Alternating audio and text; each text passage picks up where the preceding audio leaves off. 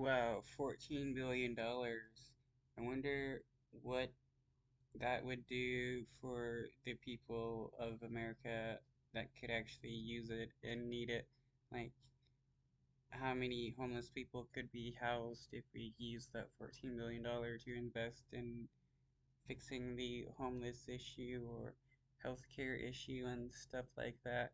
Like, why is it that Congress can give out so much money to Israel and other nations, but when it comes to the poor and needy of the United States, they don't want to do anything but tell people they need to work?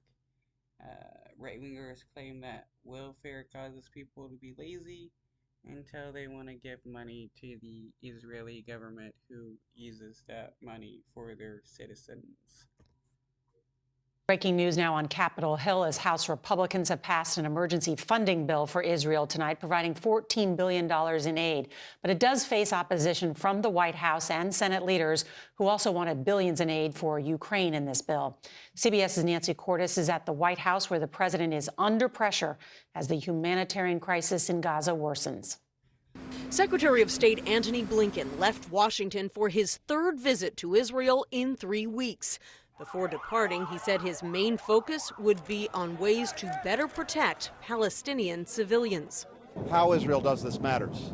That's about as close as U.S. officials will get to publicly criticizing a key ally over civilian deaths.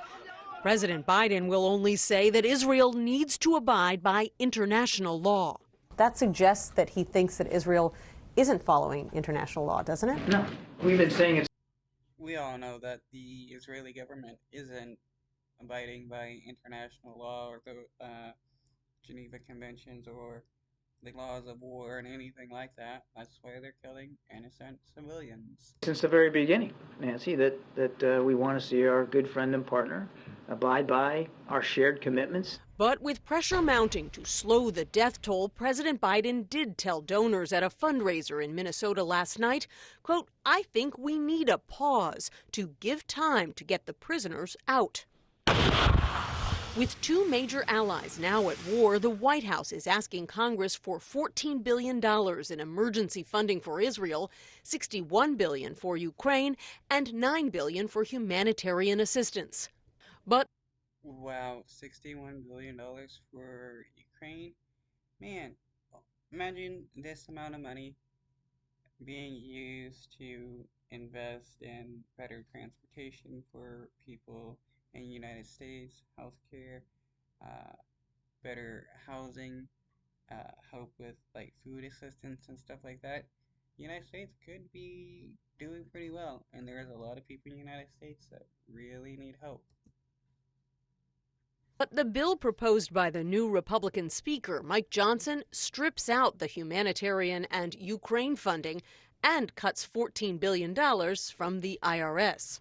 And that was the easiest and largest pile of money that's sitting there for us to be able to pay for this immediate obligation. The Congressional Budget Office projected this week that shrinking the IRS would actually add to the deficit. This is Republicans playing politics with aid to Israel. Yeah, shrinking the IRS makes it harder for them to collect taxes that is owed to the government, especially from the highly wealthy. When there's less IRS agents, they're more than likely to go after poorer people because it's easier to get money from them than it is rich people. So let's force the rich to pay their fair share. That bill may have just passed the House a short time ago, but the White House has threatened a veto, and the bill has been declared dead on arrival in the Senate, where many Democrats and many Republicans want to send funding to both Israel and Ukraine right away. How they'll get there, Nora, is very unclear right now.